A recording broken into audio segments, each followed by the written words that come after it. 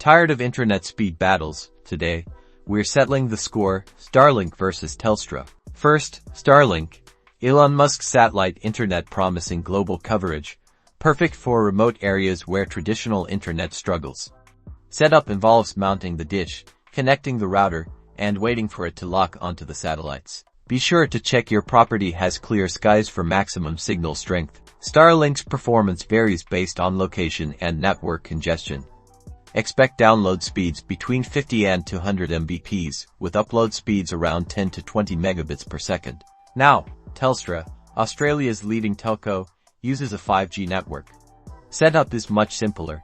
Just plug in the modem, insert your SIM, and you are good to go.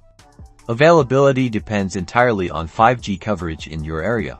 With Telstra 5G, you can get download speeds ranging from 50 to 400 megabits per second and upload speeds between 10 and 50 Mbps. Keep in mind that 5G performance can be inconsistent, affected by factors like distance from the tower and network load. So, who wins? Starlink is a solid choice for remote areas where Telstra has poor coverage, but it often comes with higher latency.